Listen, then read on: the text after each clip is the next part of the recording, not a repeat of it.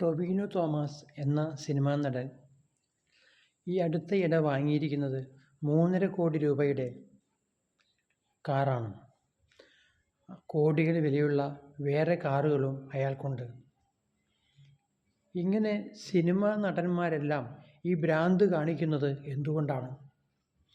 ഇത് മമ്മൂട്ടിക്കും മമ്മൂട്ടിയുടെ മകനും മോഹൻലാലിനും പൃഥ്വിരാജിനും തുടങ്ങി മലയാള സിനിമാ നടന്മാരിലെ പ്രമുഖരായ 5 നടന്മാർക്കെങ്കിലും ഇങ്ങനെ കോടികൾ വിലയുള്ള ഒന്നല്ല പല കാറുകളുമുണ്ട്. മനസ്സിലാക്കുക. അപ്പോൾ എന്താണ് ഇതിൻ്റെ മാനദണ്ഡം? എങ്ങനെയാണ് ഇവർ ഇത്ര വില കൂടിയ കാറുകൾ വാങ്ങിക്കുന്നത്? നമ്മുടെ മുഖ്യമന്ത്രി പോലും സഞ്ചരിക്കുന്നത് 1 കോടി പോലും വിലയില്ലാത്ത കാറിലാണ്. നമ്മുടെ കേന്ദ്ര ധനകാര്യമന്ത്രി സഞ്ചരിക്കുന്നത് 12 ലക്ഷം രൂപ മാത്രം വിലയുള്ള ഒരു ടൊയോട്ട കാറിലാണ്. 12 ലക്ഷം രൂപ മാത്രം വിലയുള്ള ഒരു ടൊയോട്ട കാറിലാണ് നമ്മുടെ കേന്ദ്ര ധനകാര്യമന്ത്രി സഞ്ചരിക്കുന്നത്. അപ്പോൾ ഇതിൻ്റെയൊക്കെ മാനദണ്ഡം എന്താണ്? എന്താണ് ഇവർക്കൊക്കെ ഇങ്ങനെ തോന്നുന്നത്? നമ്മുടെ യൂസഫ് അലി സഞ്ചരിക്കുന്നത് 500 കോടിയുടെ വിമാനത്തിലാണ്. അയാൾക്ക് ഹെലികോപ്റ്റർ 100 കോടിയുടെ വേറെയുണ്ട്. അയാളുടെ കാറുകളുടെ എണ്ണം ഇതുപോലെ കോടികളുടേതാകും. ഒരു റോയ്സ് റോയ്സ് കാറിന് 12 കോടി വിലയുണ്ടത്രേ. മനസ്സിലാക്കുക.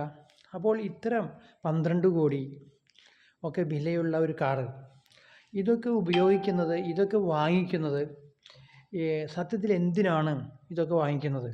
12 കോടിയുടെ കാറിൻ്റെ ഒപ്പം തന്നെ ഒരു സാധാരണ 4 ലക്ഷം രൂപയുടെ കാറും എത്തും എന്നുള്ളതാണ് സത്യം. മനസ്സിലാക്കുക. 4 ലക്ഷം രൂപയുടെ കാറും 12 കോടി രൂപയുടെ കാറിൻ്റെ ഒപ്പം ഓടിയെത്തും എന്നുള്ളതാണ് പരമമായ സത്യം. അപ്പോൾ ഇത് വേഗം എത്താൻ വേണ്ടിയല്ല ഈ കാർ ഉപയോഗിക്കുന്നത് എന്ന് തീർച്ചയാണ്. പ്രത്യേകിച്ച് നമ്മുടെ കേരളത്തിലെ റോഡുകളെ സംബന്ധിച്ച്. മനസ്സിലായോ?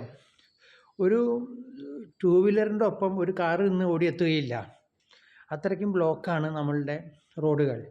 അപ്പോൾ ഇത് വേഗത്തിലെത്തുക എന്നുള്ളത് ഒരു ലക്ഷ്യമല്ല. പിന്നെ ഇതിൻ്റെ സുഖസൗകര്യങ്ങളാണ്. ഒരു കാറിൽ കിടന്നും ഇരുന്നും വിസ്താരമായ ഒരു മുറിയിൽ ഇരിക്കുന്നത് പോലെ ഇരുന്നും എല്ലാം പോകാൻ കഴിയും എന്നുള്ളതൊക്കെ ശരിയാണ്.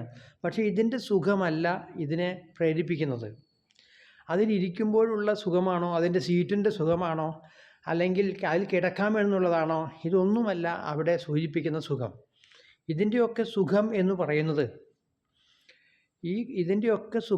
പറയുന്നത് നമ്മൾ പ്രധാനമായിട്ടും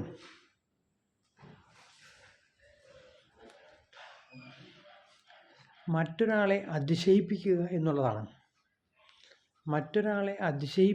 എന്നുള്ളതാണ് ഇതിൻ്റെ സുഖം. മനസ്സിലാക്കുക. മറ്റൊരാളെ